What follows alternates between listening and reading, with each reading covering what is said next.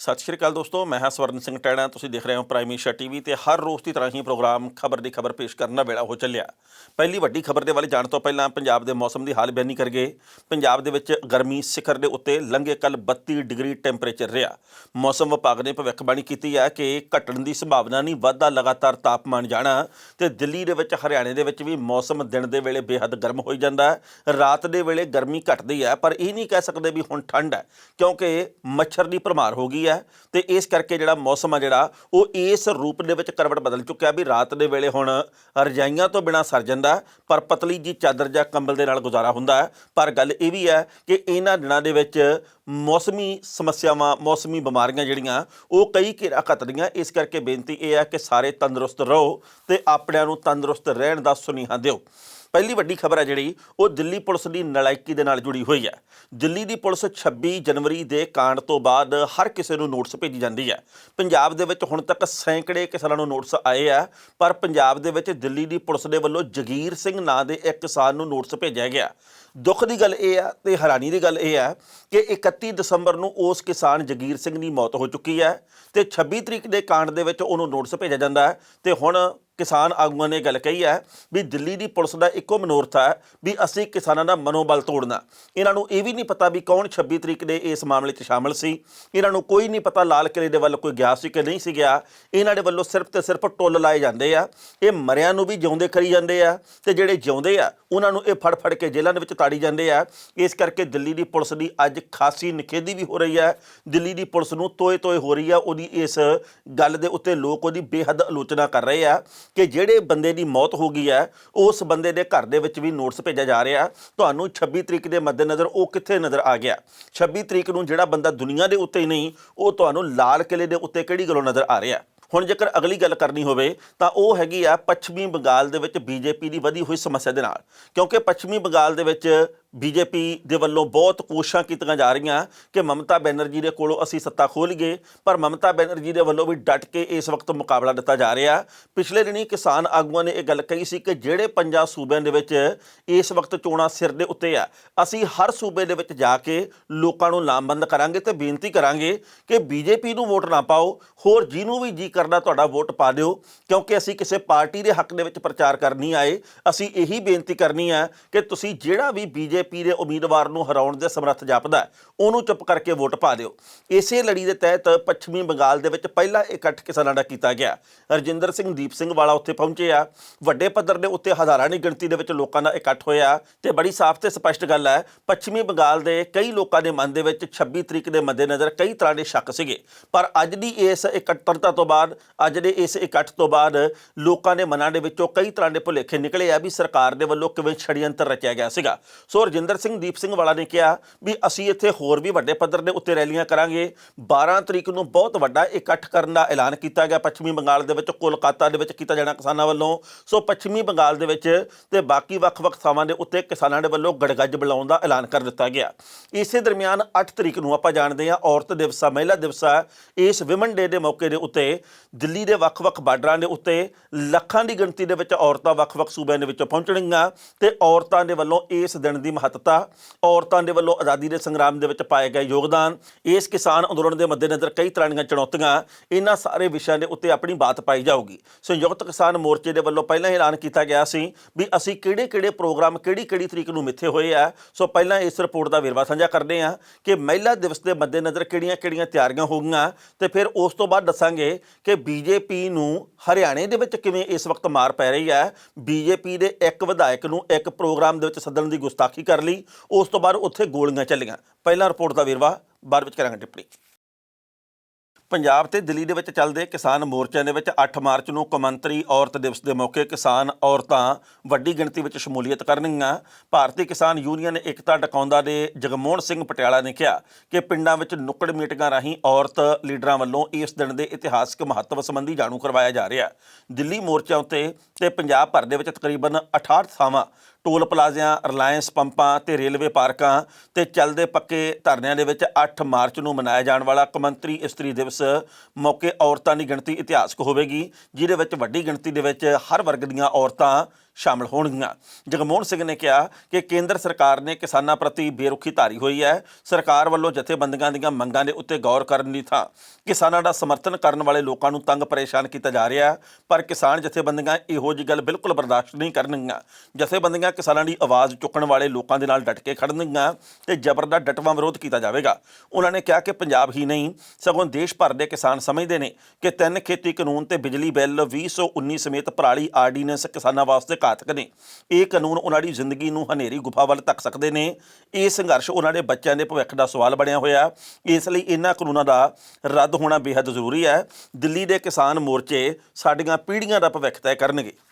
ਇਸ ਖਬਰ ਦੇ ਉੱਤੇ ਟਿੱਪਣੀ ਕਰ ਰਹੇ ਦੋਸਤੋ, ਪਹਿਲੀ ਗੱਲ ਤਾਂ ਅਸੀਂ ਕਹਾਂਗੇ ਜਿਸ ਤਰੀਕੇ ਦੇ ਨਾਲ ਕਿਸਾਨ ਅੰਦੋਲਨ ਲਗਾਤਾਰ ਫੈਲਦਾ ਜਾ ਰਿਹਾ, ਉਸ ਤੋਂ ਬਾਅਦ ਬੀਜੇਪੀ ਦੀ ਸਰਕਾਰ ਨੂੰ ਇਸ ਗੱਲ ਦੀ ਸਮਝ ਤਾਂ ਆਉਣੀ ਚਾਹੀਦੀ ਹੈ ਕਿ ਅਸੀਂ ਇੱਕ ਨਵੀਂ ਮੀਟਿੰਗ ਰੱਖੀਏ ਕਿਸਾਨਾਂ ਦੇ ਨਾਲ, ਕਿਸੇ ਨਾ ਕਿਸੇ ਥਾਂ ਦੇ ਉੱਤੇ ਜਾ ਕੇ, ਕਿਸੇ ਸਟੇਜ ਦੇ ਉੱਤੇ ਜਾ ਕੇ ਮਸਲੇ ਦਾ ਹੱਲ ਕਰਨਾ ਚਾਹੀਦਾ। ਪਰ ਬੀਜੇਪੀ ਦੇ ਵੱਲੋਂ ਇਸ ਵਕਤ ਕਿਸਾਨਾਂ ਨੂੰ ਦਰਕਿਨਾਰ ਕੀਤਾ ਜਾ ਰਿਹਾ। ਇਹਦੀ ਉਦਾਹਰਨ ਕੱਲ੍ਹ ਫਿਰ ਨਰਿੰਦਰ ਸਿੰਘ ਤੋਮਰ ਦੇ ਰੂਪ ਦੇ ਵਿੱਚ ਮਿਲੀ ਹੈ। ਉਹ ਤੋਮਰ ਹੋਰਾਂ ਨੇ ਇਹ ਗੱਲ ਕਹੀ ਹੈ ਕਿ ਅਸੀਂ ਯਾਨੀ ਕਿ ਸਾਡੀ ਸਰਕਾਰ ਦੇ ਵੱਲੋਂ ਛੋਟੇ ਕਿਸਾਨਾਂ ਵਾਸਤੇ ਬਹੁਤ ਸਾਰੀਆਂ ਯੋਜਨਾਵਾਂ ਉਲੀਕੀਆਂ ਗਈਆਂ। ਛੋਟੇ ਕਿਸਾਨਾਂ ਦੇ ਪਾਰ ਉਤਾਰੇ ਦੇ ਲਈ ਅਸੀਂ ਪੂਰੇ ਦੇ ਪੂਰੇ ਵਚਨਬੱਧ ਹਾਂ। ਉਹਨਾਂ ਨੇ ਕਿਹਾ ਜੀ ਕਿ ਖੇਤੀ ਕਾਨੂੰਨ ਬਹੁਤ ਕਮਾਲ ਦੇ ਆ, ਇਹ ਬੜੇ ਲਾਹੇਵੰਦੇ ਆ ਤੇ ਛੋਟੇ ਕਿਸਾਨਾਂ ਦੇ ਆਰਥਿਕ ਪੱਧਰ ਨੂੰ ਉੱਚਾ ਚੁੱਕਣ ਦੇ ਲਈ ਮੋਦੀ ਸਰਕਾਰ ਦੇ ਵੱਲੋਂ ਦਿਨ ਰਾਤ ਇੱਕ ਕੀਤੀ ਗਈ ਹੈ। ਹੁਣ ਉਹਨਾਂ ਨੂੰ ਕੋਈ ਅੱਗੋਂ ਸਵਾਲ ਕਰਨ ਵਾਲਾ ਹੋਵੇ ਵੀ ਜਿਹੜੇ ਇਸ ਵਕਤ ਲੱਖਾਂ ਦੀ ਗਿਣਤੀ ਦੇ ਵਿੱਚ 3 ਬਾਰਡਰਾਂ ਦੇ ਉੱਤੇ ਕਿਸਾਨ ਬੈਠੇ ਆ, ਕੀ ਇਹਨਾਂ ਨੂੰ ਤੁਸੀਂ ਛੋਟੇ ਕਿਸਾਨ ਨਹੀਂ ਮੰਨਦੇ? ਕੀ ਇਹ ਸਾਰੇ ਰੱਜੇ ਪੁੱਜੇ ਆ? ਕੀ ਇਹ 100 ਕਿੱਲੇ ਦੇ ਮਾਲਕ ਹੈ ਜਾਂ ਇਹਨਾਂ ਦੇ ਵਿੱਚੋਂ ਕਈ ਤਾਂ 6 ਕਨਾਲ ਦੇ ਮਾਲਕ ਵੀ ਹੈ, ਕਈ ਹੋ ਸਕਦਾ 2 ਕਿੱਲਿਆਂ ਦੇ ਮਾਲਕ ਹੋਣ, ਕੋਈ 5 ਕਿੱਲੇ ਦਾ ਵੀ ਹੋ ਸਕਦਾ, ਕੋਈ ਹੋ ਸਕਦਾ ਜ਼ਮੀਨ ਤੋਂ ਸੱਖਣਾ ਹੋਵੇ, ਮਜ਼ਦੂਰਾਂ ਦੇ ਕੋਲੇ ਜ਼ਮੀਨ ਹੈ ਹੀ ਨਹੀਂ। ਇਸ ਕਰਕੇ ਤੁਸੀਂ ਕਿਹੜੀ ਛੋਟੀ ਕਿਸਾਨੀ ਦੇ ਪਾਰ ਉਤਾਰੇ ਦੀ ਗੱਲ ਕਰਦੇ ਹੋ? ਕਿਉਂਕਿ ਜੇਕਰ ਆਮੋ ਸਾਹਮਣੇ ਬੈਠਣ ਤਾਂ ਗੱਲ ਤਰਕ ਦੇ ਨਾਲ ਹੋਵੇ। ਪਰ ਤੋਮਰ ਸਾਹਿਬ ਇਹ ਗੱਲ ਕਹਿ ਕੇ ਵੀ ਕਾਨੂੰਨ ਬਹੁਤ ਕਮਾਲ ਦੇ ਹਨ, ਇਹ ਤਾਂ ਆਮਦਨ ਦੁੱਗਣੀ ਕਰਨ ਵਾਲੇ ਹਨ, ਛੋਟੀ ਕਿਸਾਨੀ ਦਾ ਪਾਰ ਉਤਾਰਾ ਕਰਨ ਵਾਲੇ ਹਨ, ਕਾਨੂੰਨ ਤਾਂ ਬਹੁਤ ਸੋਚ ਸਮਝ ਕੇ ਬਣਾਏ ਗਏ ਹਨ, ਮੋਦੀ ਸਰਕਾਰ ਤਾਂ ਦਿਨ ਰਾਤ ਕਿਸਾਨੀ ਵਾਸਤੇ ਕੰਮ ਕਰ ਰਹੀ ਹੈ, ਆਹ ਗੱਲ ਕਹਿ ਕੇ ਉਹ ਚਲੇ ਜਾਂਦੇ ਆ ਤੇ ਕਿਸਾਨੀ ਮਸਲੇ ਉੱਥੇ ਦੇ ਉੱਥੇ ਖੜੇ ਰਹਿੰਦੇ ਆ। ਜੇਕਰ ਆਮੋ ਸਾਹਮਣੇ ਬੈਠ ਕੇ ਗੱਲ ਕੀਤੀ ਜਾਵੇ ਤਾਂ ਪਤਾ ਲੱਗੇ ਜੀ ਕਿ ਉਹਨਾਂ ਦੇ ਵਿੱਚ ਕਿੰਨਾ ਗਿਆਨ ਆ ਤੇ ਕਿਸਾਨ ਉਹਨਾਂ ਨੂੰ ਕਿਹੜੀਆਂ-ਕਿਹੜੀਆਂ ਗੱਲਾਂ ਦੇ ਉੱਤੇ ਨਿਰ ਉੱਤਰ ਕਰਦੇ ਆ। ਉਸ ਤੋਂ ਅਗਲੀ ਗੱਲ ਇਹ ਹੈ ਵੀ ਲੰਘੇ ਕੱਲ ਬੀਜੇਪੀ ਨੂੰ ਹਰਿਆਣੇ ਦੇ ਵਿੱਚ ਬੜੀ ਵੱਡੀ ਚੁਣੌਤੀ ਦਾ ਸਾਹਮਣਾ ਕਰਨਾ ਪਿਆ। ਉੱਥੋਂ ਦੀਆਂ ਖਾਪ ਪੰਚਾਇਤਾਂ ਦੇ ਵੱਲੋਂ ਵੱਡੀ ਗਿਣਤੀ ਦੇ ਵਿੱਚ ਕਿਸਾਨਾਂ ਦੇ ਵੱਲੋਂ ਪਿੰਡ-ਪਿੰਡ ਦੇ ਵਿੱਚ ਇਸ ਗੱਲ ਦਾ ਪ੍ਰਚਾਰ ਕੀਤਾ ਹੋਇਆ, ਅਨਾਊਂਸਮੈਂਟ ਕੀਤੀ ਹੋਈ ਹੈ ਵੀ ਕਿਸੇ ਵੀ ਬੰਦੇ ਨੇ ਕਿਸੇ ਵੀ ਆਪਦੇ ਨਿੱਜੀ ਪ੍ਰੋਗਰਾਮ ਦੇ ਵਿੱਚ, ਭਾਵੇਂ ਉਹ ਧਾਰਮਿਕ ਹੋਵੇ, ਭਾਵੇਂ ਵਿਆਹ ਦਾ ਹੋਵੇ, ਭਾਵੇਂ ਮਰਗ ਦਾ ਹੋਵੇ, ਭਾਵੇਂ ਕੋਈ ਹੋਰ ਆ, ਉਹਦੇ ਵਿੱਚ ਬੀਜੇਪੀ ਜਾਂ ਜਨ ਨਾਇਕ ਜਨਤਾ ਪਾਰਟੀ ਦਾ ਕੋਈ ਵਿਧਾਇਕ, ਕੋਈ ਵੀ ਨੇਤਾ ਨਹੀਂ ਸੱਦਣਾ, ਨਾ ਕੋਈ ਐਮਪੀ ਸੱਦਣਾ, ਨਾ ਕੋਈ ਰਾਜ ਸਭਾ ਦਾ ਮੈਂਬਰ ਸੱਦਣਾ। ਪਰ ਉੱਥੇ ਇੱਕ ਭੰਡਾਰੇ ਦੇ ਉੱਤੇ, ਇੱਕ ਧਾਰਮਿਕ ਸਮਾਗਮ ਦੇ ਉੱਤੇ ਬੀਜੇਪੀ ਦੇ ਇੱਕ ਵਿਧਾਇਕ ਨੂੰ ਸੱਦ ਲਿਆ ਗਿਆ। ਉਸ ਤੋਂ ਬਾਅਦ ਕਿਸਾਨਾਂ ਦਰਮਿਆਨ ਤੇ ਬੀਜੇਪੀ ਦੇ ਤੇ ਉਸ ਸਮਾਗਮ ਦੇ ਪ੍ਰਬੰਧਕਾਂ ਦੇ ਦਰਮਿਆਨ ਬਹੁਤ ਵੱਡੇ ਪੱਧਰ ਦੇ ਉੱਤੇ ਲੜਾਈ ਹੋਈ ਹੈ।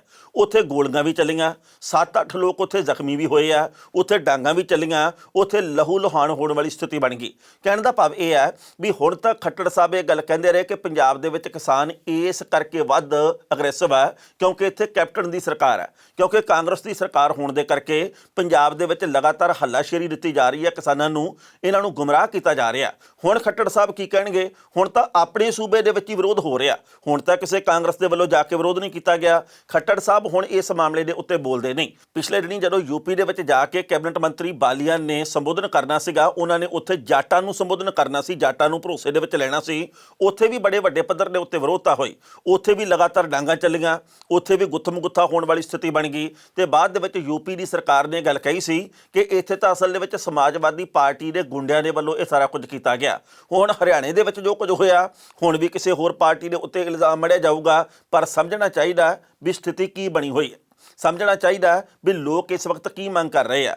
ਅਸੀਂ ਕਿਸਾਨੀ ਨੂੰ ਇਹ ਗੱਲ ਕਹਿੰਦੇ ਕਿ ਗੁੰਮਰਾਹ ਹੋ ਗਈ, ਪਰ ਇਹ ਦੱਸੋ ਵੀ ਜਿਹੜੇ ਹੁਣ ਲੋਕ 100 ਰੁਪਈਆ ਲੀਟਰ ਪੈਟਰੋਲ ਖਰੀਦ ਰਹੇ ਆ, ਇਹ ਵੀ ਗੁੰਮਰਾਹ ਹੋ ਗਏ? ਜਿਹੜੇ 750 ਰੁਪਈਏ ਦਾ ਇੱਕ ਸਿਲੰਡਰ ਖਰੀਦ ਰਹੇ ਆ, ਉਹ ਵੀ ਗੁੰਮਰਾਹ ਹੋ ਗਏ? ਤੇ ਜਿਹੜੇ ਹੁਣ ਉਹੀ ਲੋਕ 850 ਰੁਪਈਏ ਦਾ ਸਿਲੰਡਰ ਖਰੀਦਦੇ ਆ, ਕਿ ਉਹਨਾਂ ਨੂੰ ਵੀ ਕਿਸੇ ਨੇ ਗੁੰਮਰਾਹ ਕੀਤਾ? ਜਿਹੜੇ ਡੀਜ਼ਲ ਬੜੇ ਮਹਿੰਗੇ ਭਾਅ ਦਾ ਖਰੀਦਦੇ ਆ, ਕਿ ਉਹ ਵੀ ਗੁੰਮਰਾਹ ਹੋ ਗਏ? ਇਸ ਕਰਕੇ ਬੀਜੇਪੀ ਦੇ ਮੂਹਰੇ ਬਹੁਤ ਸਾਰੇ ਸਵਾਲ ਆ ਤੇ ਇਹਨਾਂ ਸਵਾਲਾਂ ਦਾ ਕੋਈ ਉੱਤਰ ਨਹੀਂ ਦਿੱਤਾ ਜਾ ਰਿਹਾ।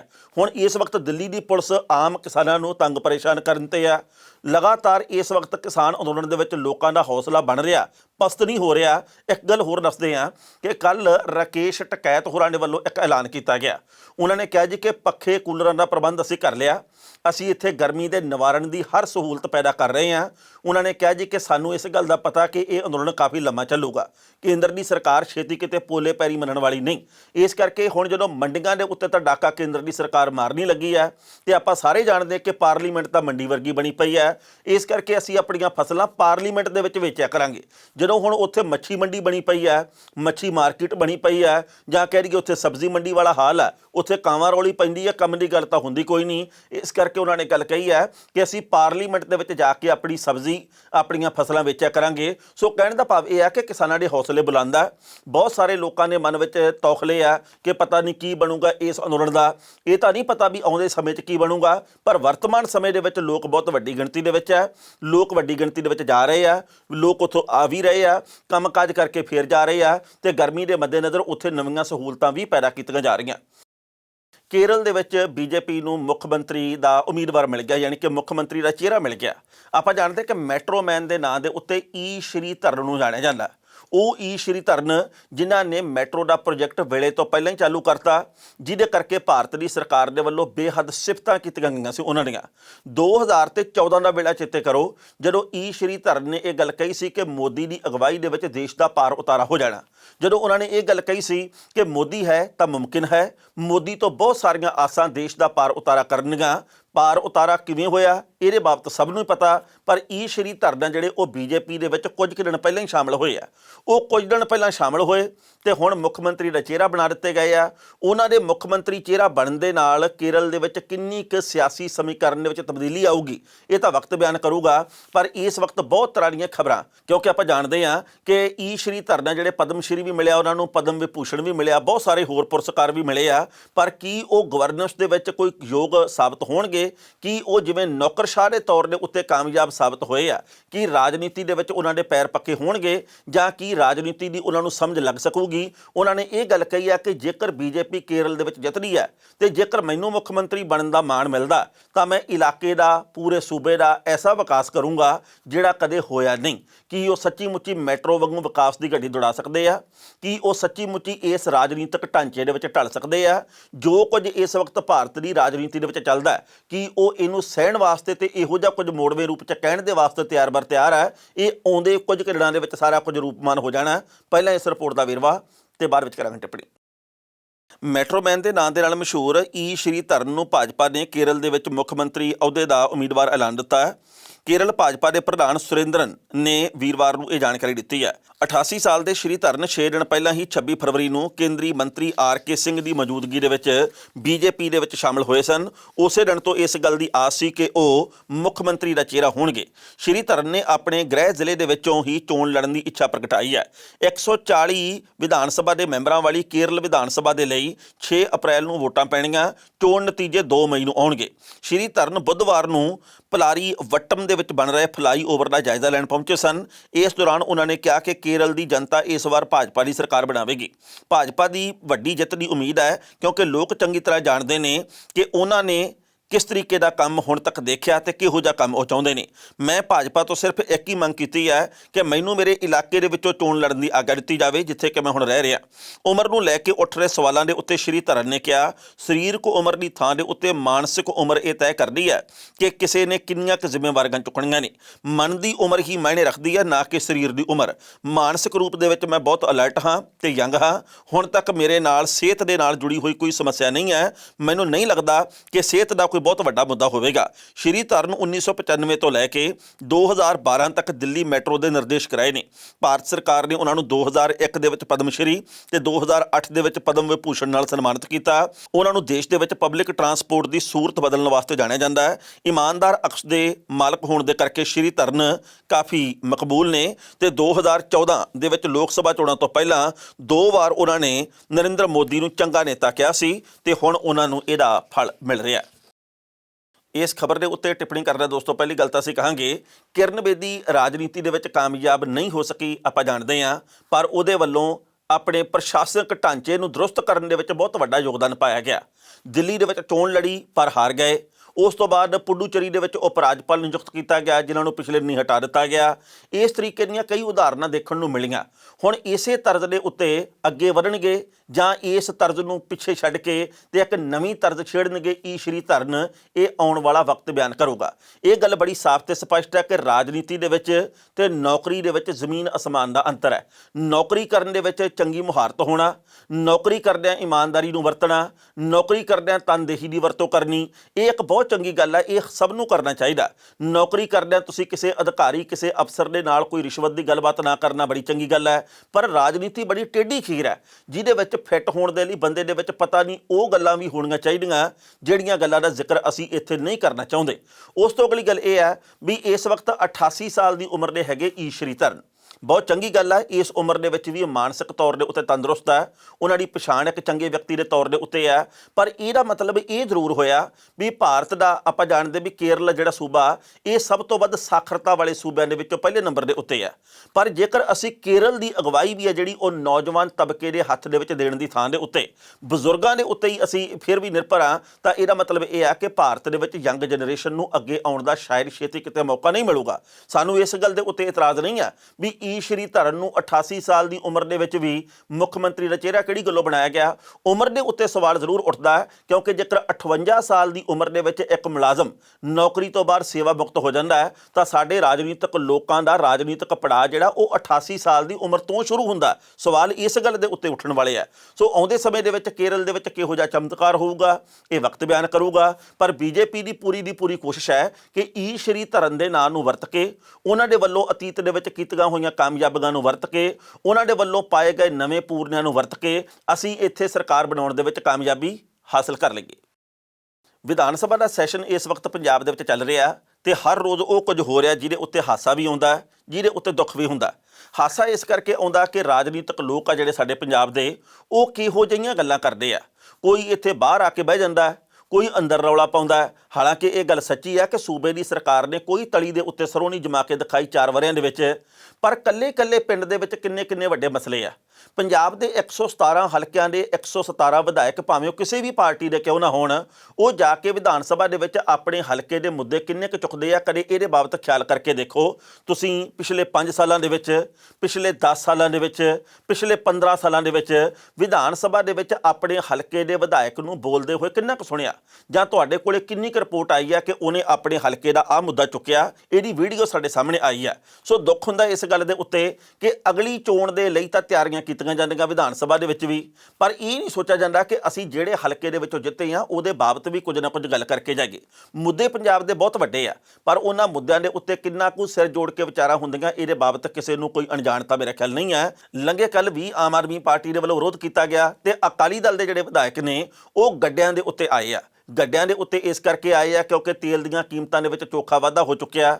ਜੇਕਰ ਸੂਬੇ ਦੀ ਸਰਕਾਰ, ਪੰਜਾਬ ਦੀ ਸਰਕਾਰ ਜਾਂ ਕਿਸੇ ਵੀ ਸੂਬੇ ਦੀ ਸਰਕਾਰ ਚਾਹਵੇ ਤਾਂ ਆਪਣੇ ਹਿੱਸੇ ਦੇ ਟੈਕਸ ਦੇ ਵਿੱਚ ਕਟੌਤੀ ਕਰਕੇ ਲੋਕਾਂ ਨੂੰ ਕਾਫੀ ਰਾਹਤ ਦੇ ਸਕਦੀ ਹੈ। ਪਰ ਕੋਈ ਵੀ ਸਰਕਾਰ ਆਪ ਰਾਹਤ ਦੇਣ ਦੇ ਰੌਂ ਦੇ ਵਿੱਚ ਨਹੀਂ ਕਦੇ ਵੀ ਦੇਖੀ। ਅਸੀਂ ਉਲਾਂਭੇ ਸੁਣੇ ਆ ਵੀ ਕੇਂਦਰ ਦੀ ਸਰਕਾਰ ਨੂੰ ਇਹ ਕਰ ਲੈਣਾ ਚਾਹੀਦਾ, ਟੈਕਸ ਘਟਾ ਦੇਵੇ। ਕੇਂਦਰ ਦੀ ਸਰਕਾਰ ਕਹਿੰਦੀ ਹੈ ਵੀ ਜੇਕਰ ਤੁਹਾਨੂੰ ਸੂਬਿਆਂ ਦਾ ਇੰਨਾ ਫਿਕਰ ਆ, ਲੋਕਾਂ ਦਾ ਇੰਨਾ ਹੇਜ ਆ, ਫਿਰ ਤੁਸੀਂ ਆਪਣੇ ਹਿੱਸੇ ਦਾ ਟੈਕਸ ਘਟਾ ਲਓ। ਕੱਲ ਉਹ ਗੱਡੇ ਦੇਖਣ ਨੂੰ ਮਿਲੇ ਜਿਹੜੇ ਕਿ ਅਸੀਂ ਹੁਣ ਤੋਂ 25-30 ਸਾਲ ਪਹਿਲਾਂ ਦੇਖਦੇ ਹੁੰਦੇ ਸੀ। 2 ਬਲਦ ਗੱਡੇ ਦੇ ਉੱਤੇ ਜੁੜੇ ਹੋਏ ਆ ਤੇ ਉਸ ਤੋਂ ਇਲਾਵਾ ਵੱਡੀ ਗਿਣਤੀ ਦੇ ਵਿੱਚ ਜਿਹੜੇ ਅਕਾਲੀ ਦਲ ਦੇ ਆਗੂ ਆ ਉਹ ਗੱਡਿਆਂ ਦੇ ਉੱਤੇ ਬੈਠ ਕੇ ਤੇ ਆਪਣਾ ਸਫ਼ਰ ਤੈਅ ਕਰ ਰਹੇ ਆ, ਉਹ ਅੱਗੇ ਵਧ ਰਹੇ ਆ। ਉਹਨਾਂ ਨੇ ਸੰਕੇਤਕ ਤੌਰ ਦੇ ਉੱਤੇ ਪ੍ਰਦਰਸ਼ਨ ਕੀਤਾ। ਰਾਹ ਦੇ ਵਿੱਚ ਪੁਲਿਸ ਨੇ ਰੋਕ ਲਿਆ। ਇਸ ਗੱਲ ਦੇ ਉੱਤੇ ਬਿਕਰਮ ਸਿੰਘ ਮਜੀਠੀਆ ਨੇ ਤੇ ਬਾਕੀ ਅਕਾਲੀ ਆਗੂਆਂ ਨੇ ਇਤਰਾਜ਼ ਕੀਤਾ। ਕਰਨਾ ਵੀ ਚਾਹੀਦਾ ਸੀ ਕਿਉਂਕਿ ਗੱਡੇ ਆ ਸਾਡੇ ਪੰਜਾਬ ਦੀ ਸ਼ਾਨ ਆ, ਸਾਡੇ ਪੰਜਾਬ ਦੀ ਵਿਰਾਸਤ ਆ, ਸਾਡੇ ਸੱਭਿਆਚਾਰ ਦਾ ਅੰਗ ਆ। ਇਹਨਾਂ ਗੱਡਿਆਂ ਤੋਂ ਬਿਨਾਂ ਤਾਂ ਸਾਡੀ ਗੱਡੀ ਨਹੀਂ ਸੀ ਚੱਲਦੀ। ਇਸ ਕਰਕੇ ਵਿਰੋਧਤਾ ਉਹਨਾਂ ਨੇ ਕੀਤੀ ਹੈ ਤੇ ਕਰਨੀ ਵੀ ਚਾਹੀਦੀ ਹੈ। ਪਰ ਕੀ ਸੂਬੇ ਦੀ ਸਰਕਾਰ ਹੈ ਜਿਹੜੀ ਉਹ ਇਸ ਵਕਤ ਪੰਜਾਬ ਦੇ ਲੋਕਾਂ ਦੀਆਂ ਭਾਵਨਾਵਾਂ ਨੂੰ ਸਮਝੂਗੀ? ਕੀ ਪੰਜਾਬ ਦੇ ਵਿੱਚ ਤੇ ਭਾਰਤ ਦੇ ਬਾਕੀ ਹਿੱਸਿਆਂ ਦੇ ਵਿੱਚ ਤੇਲ ਦੀਆਂ ਕੀਮਤਾਂ ਦੇ ਵਿੱਚ ਕਟੌਤੀ ਹੋਊਗੀ? ਕੀ ਪੰਜਾਬ ਦੇ ਵਿੱਚ ਜਿਹੜੇ ਇਸ ਵਕਤ ਡਿਜੀਟਲ ਮੀਟਰਾਂ ਦੇ ਨਾਂ ਦੇ ਉੱਤੇ, ਬਿਜਲੀ ਦੇ ਮੀਟਰਾਂ ਦੇ ਨਾਂ ਦੇ ਉੱਤੇ ਲੋਕਾਂ ਦੀਆਂ ਜੇਬਾਂ ਦੇ ਉੱਤੇ ਡਾਕੇ ਮਾਰਨ ਦੀ ਤਿਆਰੀ ਕੀਤੀ ਗਈ ਹੈ, ਇਹਨੂੰ ਰੋਕ ਸਕੂਗੀ? ਕੀ ਪੰਜਾਬ ਦੇ ਵਿੱਚ ਪਿਛਲੇ 4 ਵਰ੍ਹਿਆਂ ਦੇ ਵਿੱਚ 12 ਤੋਂ ਲੈ ਕੇ 14 ਵਾਰ ਜੋ ਬਿਜਲੀ ਦੀਆਂ ਕੀਮਤਾਂ ਦੇ ਵਿੱਚ ਵਾਧਾ ਕੀਤਾ ਗਿਆ, ਇਸ ਮਸਲੇ ਦੇ ਉੱਤੇ ਸੂਬੇ ਦੀ ਸਰਕਾਰ ਕੁਝ ਸੋਚੂਗੀ? ਇਹਦੇ ਉੱਤੇ ਸਭ ਦੇ ਕਈ ਤਰ੍ਹਾਂ ਦੇ ਸਵਾਲ ਆ। ਪਹਿਲਾਂ ਇਸ ਰਿਪੋਰਟ ਦਾ ਵੇਰਵਾ, ਬਾਅਦ ਵਿੱਚ ਕਰਾਂਗੇ ਟਿੱਪਣੀ। ਲੰਘੇ ਕੱਲ੍ਹ ਵਿਧਾਨ ਸਭਾ ਦੇ ਵਿੱਚ ਅਕਾਲੀ ਦਲ ਦੇ ਵੱਲੋਂ ਕਾਂਗਰਸ ਦੀ ਸਰਕਾਰ ਨੂੰ ਘੇਰਿਆ ਗਿਆ। ਬਿਕਰਮ ਸਿੰਘ ਮਜੀਠੀਆ ਨੇ ਕਿਹਾ ਕਿ ਸੂਬੇ ਦੀ ਸਰਕਾਰ ਨੇ ਆਪਣੇ ਕਿਸੇ ਵੀ ਵਾਅਦੇ ਨੂੰ ਪੂਰਾ ਨਹੀਂ ਕੀਤਾ। ਉਹਨਾਂ ਨੇ ਕਿਹਾ ਕਿ ਸੂਬੇ ਦੀ ਸਰਕਾਰ ਦੇ ਵੱਲੋਂ ਲੋਕਾਂ ਨੂੰ ਸਿਰਫ ਤੇ ਸਿਰਫ ਬੇਵਕੂਫ ਬਣਾਇਆ ਗਿਆ ਤੇ ਹੁਣ ਵੀ ਬੇਵਕੂਫ ਬਣਾਉਣ ਦੇ ਲਈ ਪ੍ਰਸ਼ਾਂਤ ਕਿਸ਼ੋਰ ਦਾ ਦੁਬਾਰਾ ਫਿਰ ਸਹਾਰਾ ਲਿਆ ਗਿਆ। ਉਹਨਾਂ ਨੇ ਕਿਹਾ ਕਿ 2017 ਦੇ ਵਿੱਚ ਵੀ ਪ੍ਰਸ਼ਾਂਤ ਕਿਸ਼ੋਰ ਦੇ ਵੱਲੋਂ ਕੁਫਰ ਵੇਚੇ ਗਏ ਸਨ ਤੇ ਇੱਕ ਵਾਰ ਫਿਰ ਕੁਫਰ ਵੇਚਣ ਦੇ ਲਈ ਉਹਨੂੰ ਮੈਦਾਨ ਦੇ ਵਿੱਚ ਲਿਆਂਦਾ ਗਿਆ। ਇਹ ਕਿੰਨੀ ਹਾਸੋਹੀਣੀ ਗੱਲ ਹੈ ਕਿ ਕੈਬਨਿਟ ਰੈਂਕ ਵੀ ਦਿਓ ਤੇ 1 ਰੁਪਈਆ ਤਨਖਾਹ ਦੇ ਉੱਤੇ ਇਹ ਗੱਲ ਕਹੀ ਜਾਵੇ ਕਿ ਅਸੀਂ ਇਹਨਾਂ ਦੇ ਕੋਲੋਂ ਕੰਮ ਲਵਾਂਗੇ। ਇਸ ਖਬਰ ਦੇ ਉੱਤੇ ਟਿੱਪਣੀ ਕਰ ਰਹੇ ਦੋਸਤੋ, ਪਹਿਲੀ ਗੱਲ ਤਾਂ ਅਸੀਂ ਕਹਾਂਗੇ 10 ਤਰੀਕ ਤੱਕ ਵਿਧਾਨ ਸਭਾ ਦਾ ਇਹ ਸੈਸ਼ਨ ਚੱਲਣਾ। 10 ਤਰੀਕ ਤੱਕ ਇਹੋ ਜਿਹਾ ਕੁਝ ਹੀ ਦੇਖਣ ਨੂੰ ਮਿਲਣਾ। ਇਹੋ ਜਿਹਾ ਕੁਝ ਹੀ ਸਾਨੂੰ ਲੋਕ ਸਭਾ ਤੇ ਰਾਜ ਸਭਾ ਦੀ ਕਾਰਵਾਈ ਦੇ ਵਿੱਚ ਦੇਖਣ ਨੂੰ ਮਿਲਦਾ, ਰੌਲੇ ਦੇ ਰੂਪ ਦੇ ਵਿੱਚ। ਇਹੋ ਜਿਹਾ ਕੁਝ ਹੀ ਪੰਜਾਬ ਤੇ ਬਾਕੀ ਸੂਬਿਆਂ ਦੀਆਂ ਵਿਧਾਨ ਸਭਾਵਾਂ ਦੇ ਵਿੱਚ ਦੇਖਣ ਨੂੰ ਮਿਲਦਾ ਹੈ। ਪਤਾ ਨਹੀਂ ਦੇਸ਼ ਦੇ ਸੂਬਿਆਂ ਦੇ ਹਲਕਿਆਂ ਦੇ ਮਸਲੇ ਕਿਹੜੇ ਜਨਮ ਦੇ ਵਿੱਚ ਹੱਲ ਹੋਣੇ ਆ, ਪਰ ਅਸੀਂ ਪੰਜਾਬ ਦੇ ਵਾਸੀ ਆਸ ਕਰਦੇ ਸਾਂ ਤੇ ਆਸ ਕਰਦੇ ਹਾਂ ਕਿ ਪੰਜਾਬ ਦੇ ਸਾਰੇ ਮਸਲੇ ਹੱਲ ਹੋਣ। ਕਿਸੇ ਵੀ ਪਾਰਟੀ ਦੀ ਸਰਕਾਰ ਹੋਵੇ, ਉਹ ਪੰਜਾਬ ਦੇ ਲੋਕਾਂ ਨਾਲ ਕੀਤਾ ਗਿਆ ਕੱਲਾ ਵਾਅਦਾ ਪੂਰਾ ਕਰਕੇ ਦਿਖਾਵੇ ਤੇ ਉਹ ਵਾਅਦੇ ਪੂਰੇ ਕੀਤੇ ਗਏ ਸਿਰਫ ਤੇ ਸਿਰਫ ਅਖਬਾਰਾਂ ਦੇ ਵਿੱਚ ਇੱਕ ਸਫ਼ੇ ਦਾ ਇਸ਼ਤਿਹਾਰ ਦੇ ਕੇ ਨਾ ਦਿਖਾਏ ਜਾਣ, ਸਗੋਂ ਲੋਕਾਂ ਨੂੰ ਪਤਾ ਹੋਵੇ ਕਿ ਯਾਰ ਆਹ ਵਾਅਦਾ ਕੀਤਾ ਸੀ ਤੇ ਆਹ ਦੇਖੋ ਪੂਰਾ ਹੋ ਗਿਆ। ਤੇ ਜਿਹੜੇ ਵਾਅਦੇ ਪੂਰੇ ਹੋਏ ਹੁੰਦੇ ਆ ਉਹਦੇ ਲਈ ਪ੍ਰਚਾਰ ਕਰਨ ਦੀ ਕੋਈ ਜ਼ਰੂਰਤ ਨਹੀਂ ਹੁੰਦੀ। ਇਸ ਕਰਕੇ ਵਿਰੋਧੀ ਧਿਰ ਦੇ ਰੂਪ ਦੇ ਵਿੱਚ ਆਮ ਆਦਮੀ ਪਾਰਟੀ ਨੂੰ ਸਹੀ ਮੁੱਦੇ ਚੁੱਕਣੇ ਚਾਹੀਦੇ ਆ। ਅਕਾਲੀ ਦਲ ਨੂੰ ਵੀ ਆਪਣੇ ਤੌਰ ਦੇ ਉੱਤੇ ਸਹੀ ਮੁੱਦੇ ਚੁੱਕਣ ਦਾ ਪੂਰਾ ਅਧਿਕਾਰ ਹੈ, ਪਰ ਸੱਤਾਧਾਰੀ ਧਿਰ ਨੂੰ ਜਵਾਬਦੇਹ ਹੋਣ ਦੀ ਜ਼ਰੂਰਤ ਹੈ। ਸਿਰਫ ਇਹ ਗੱਲ ਨਹੀਂ ਸੋਚਣੀ ਚਾਹੀਦੀ ਵੀ 10 ਤਰੀਕ ਤੱਕ ਵੇਲਾ ਅਸੀਂ ਨਿਕਲ ਜਾਣਾ, ਬਾਅਦ ਦੇ ਵਿੱਚ ਗੱਲ ਆਈ ਗਈ ਇਹ ਆਖਰੀ ਬਜਟ ਸੈਸ਼ਨ ਹੈਗਾ, ਅਗਲੀ ਗੱਲ ਆਪਾਂ ਫੇਰ ਵੇਖਾਂਗੇ। ਖਬਰਾਂ ਦੋਸਤੋ ਕਈ ਹੋਰ ਵੀ ਸਨ, ਪਰ ਜੋ ਵਕਤ ਦੀ ਘਾਟੇ ਰੁਕਣ ਦਾ ਇਸ਼ਾਰਾ ਕਰ ਰਹੀ ਹੈ। ਕੱਲ੍ਹ ਨੂੰ ਇਸੇ ਵੇਲੇ ਖਬਰ ਦੀ ਖਬਰ ਲੈ ਕੇ ਫਿਰ ਹਾਜ਼ਰ ਹੋਵਾਂਗੇ। ਉਦੋਂ ਤੱਕ ਲਈ ਆਗਿਆ ਦਿਓ। ਬਹੁਤ ਬਹੁਤ ਮਿਹਰਬਾਨੀ।